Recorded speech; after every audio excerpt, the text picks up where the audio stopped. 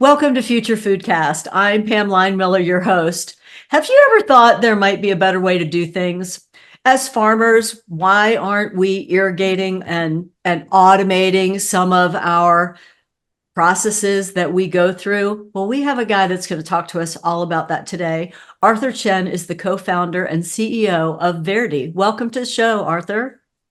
Thanks for having me, Pam. Yeah, well, what does Verdi do? I gave a little bit of a clue in the beginning, but help us know what you're up to. Sounds good. Yeah, so I'm Arthur, of course. I'm the co-founder and CEO here at Verdi. We are an agriculture technology company that's making modern automation tools accessible to every farmer on the planet.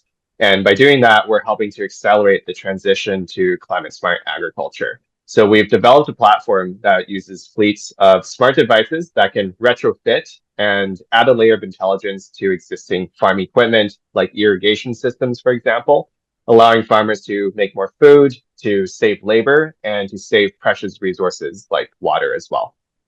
Well, Arthur, we do have farmers all over the world. It just sounds like a daunting task when you say that that's your mission. So, your footprint has got to be growing exponentially as you develop these tools. But share with us like an example of one of these automations that you've been able to create. Yeah, I mean, I think it's really interesting, some of the things you can do when you start automating things on a farm. But, we really started with actually the extreme end where we're almost bringing the precision of indoor farming to outdoor agriculture. So we, developed these smart devices to retrofit even just individual pieces of tubing on a farm so that a farmer could get row level control of their water, even plant level control as well. And that's really helping farmers to improve things like yield on a farm, to overcome the variability of their production process, and also to save up to 60, 70% of the water that they're using as well. Now, once we developed that, we started branching out from there because we got farmers asking us, hey, like, can I put this smart device on my valves, on my pumps, even my sensors as well? And so we've really grown into this platform now where we can not only control things at the highest precision, but really retrofit to a number of different types of equipment.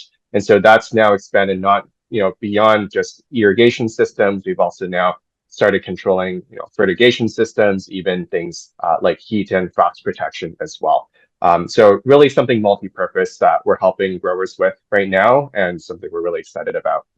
Nice that you started with one piece and got feedback from your growers on how about here's the next thing we need to look at, taking advantage of the technology to be able to really solve big problems that farmers have. I mean, number one is the variability of what might be happening with the water system, and then the ability to control that on a micro level. I mean, is this just small farms or also big farms? It's hard to Yeah, visualize. exactly. Yeah, it's actually big farms just as much. And in fact, maybe even more so than the small farms, because it's the big farms where you start seeing those yield differences, those inefficiencies a lot more starkly. So, we serve, small farms, just a few acres where, they're doing very high value operations, all the way to these really big giants, some of the world's largest food brands at the Fortune 1000 scale, where they're shipping, billions of dollars of produce every year.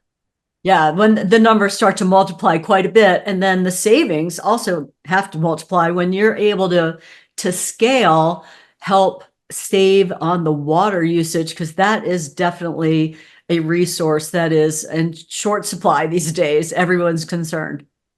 Exactly. Yeah. So when we look at water, of course, that's one of the most important impact byproducts of what we do. Last year alone, we saved our farmers over 30 million liters of water. This year, we're significantly, growing past that as well. But we really see that, providing this economic benefit of yield improvement and labor savings is really, what drives that economic decision making. But, that water calculus is becoming extremely important, especially now that we're seeing a lot of changes in the climate, in the way farmers are being affected in the way they grow their crops, as well as new regulations that are coming out to ensure that things like water are conserved.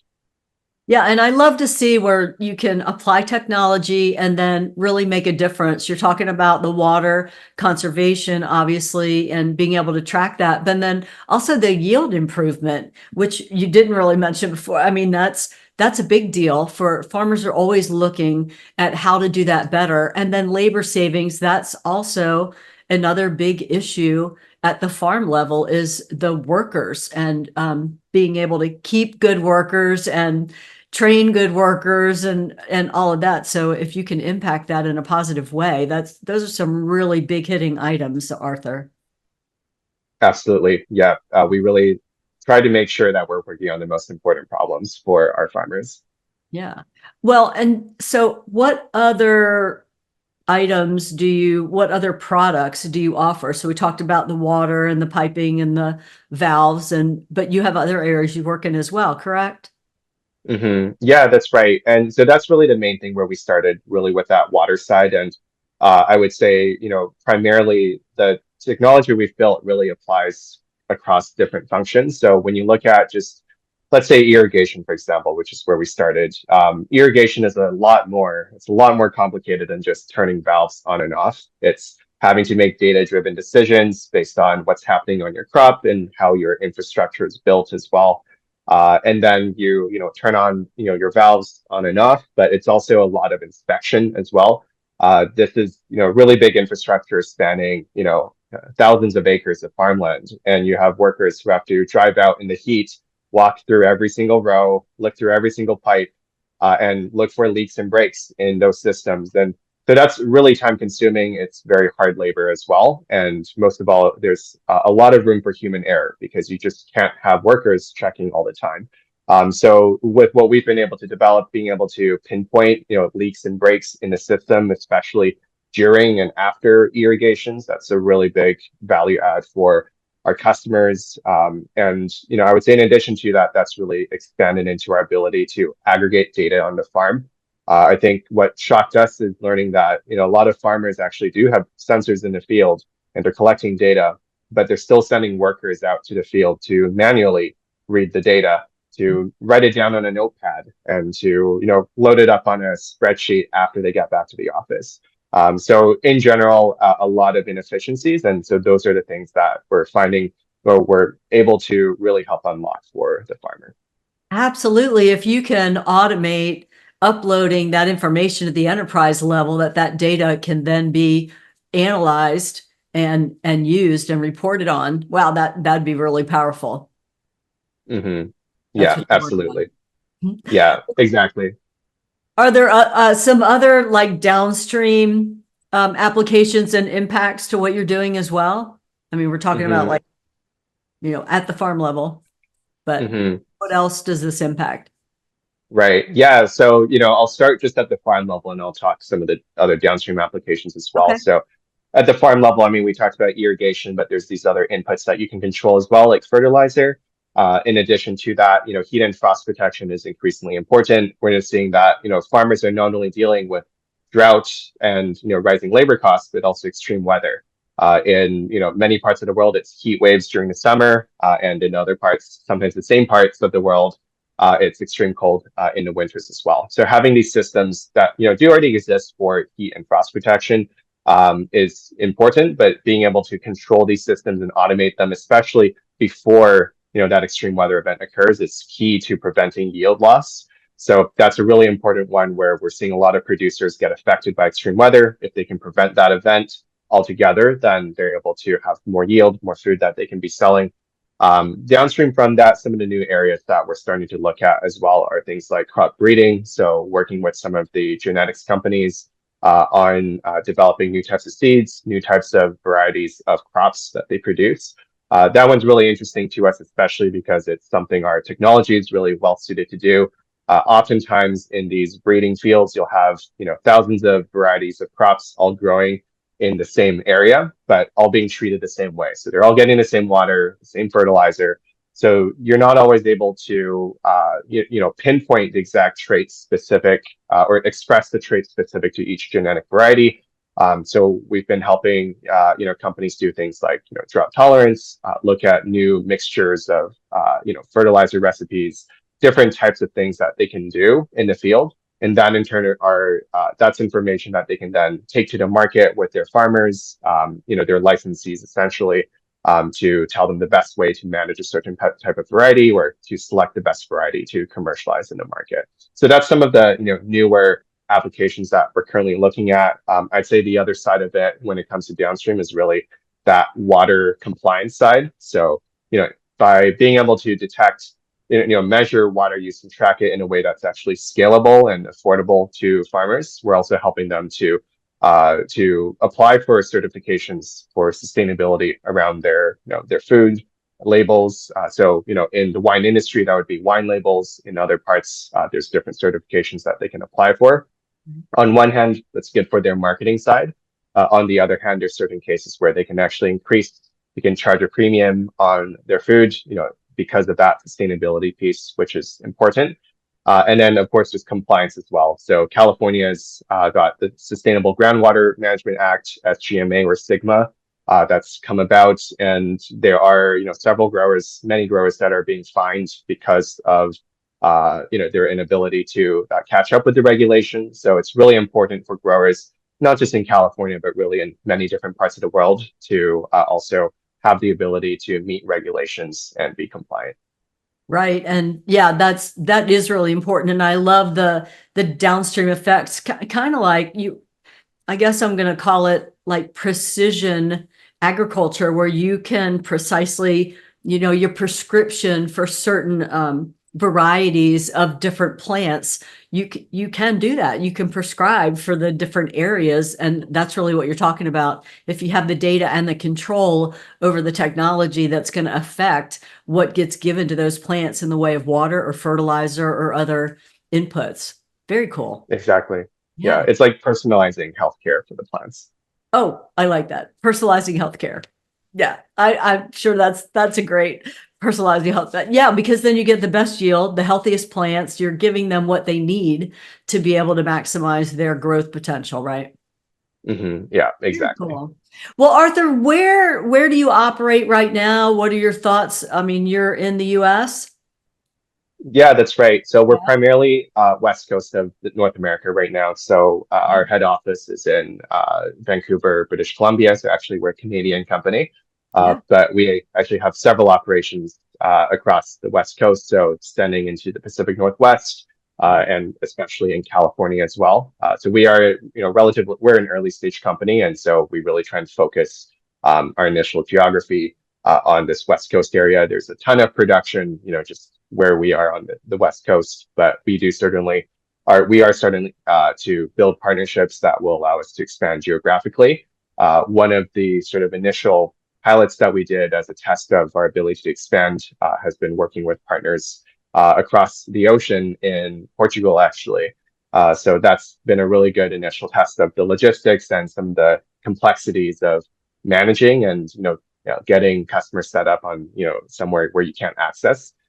So that's kind of our footprint right now, and we're definitely really focused on the North American market currently.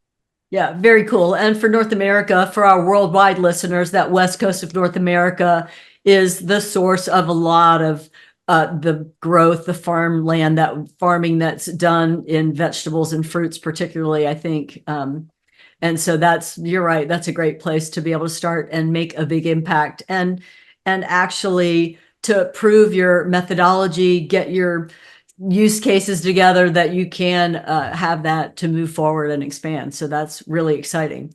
Well, Arthur, I'm just curious about you and how you and your co-founder got started with this whole idea. Did you have this idea before is it something that you thought about for a while, or did the opportunity just present itself?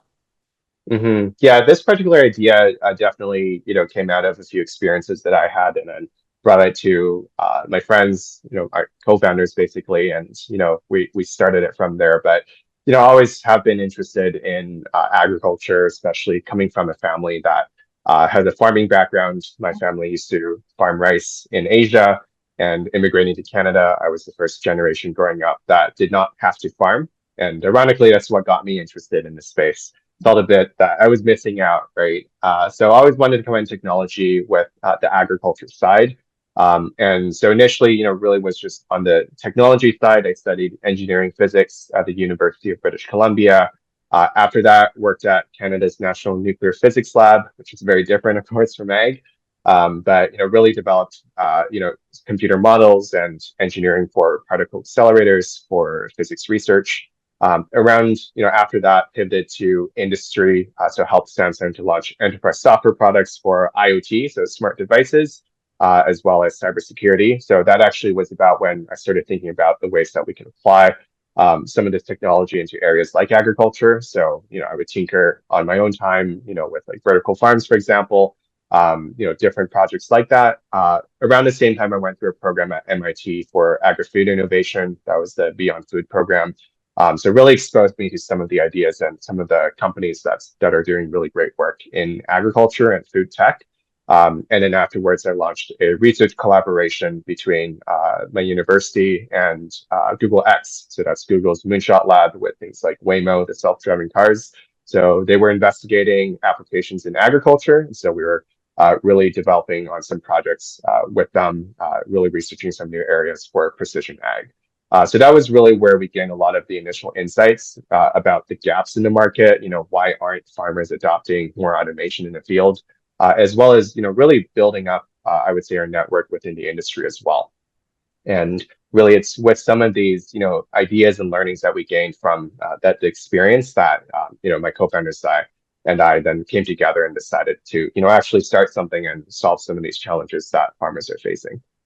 Yeah, well, and as I said at the top of the show, I mean, farmers are all across the world. So when you are solving for some of the real big issues and the real obstacles that they have to overcome and are presented with on a regular basis, the sky's the limit. So I just wish you the best moving forward. And thank you for bringing your technology to our show and letting us know what's happening, because at Future Foodcast, we do like to talk about innovation and technology in the food space and what's going to impact us moving forward. And it seems like what you're doing at Verdi is going to impact us moving forward.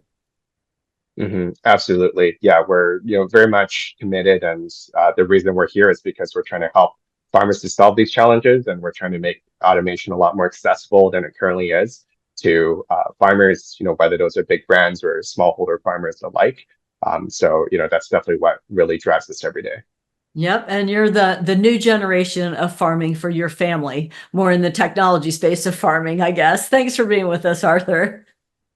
Thank you, Pam. It's good to be here. And if you enjoyed this show with Arthur and finding out all about this innovation and technology in the food industry and don't want to miss an episode, please subscribe to us. Leave us a comment. We'd love to hear it. Until next time, I'm Pam Line-Miller. Thanks for listening to Future Foodcast. Future Foodcast is powered by Farm to Plate, the leading food blockchain platform. Subscribe on YouTube or wherever you listen to podcasts to stay up to date with the very latest innovations in the food industry.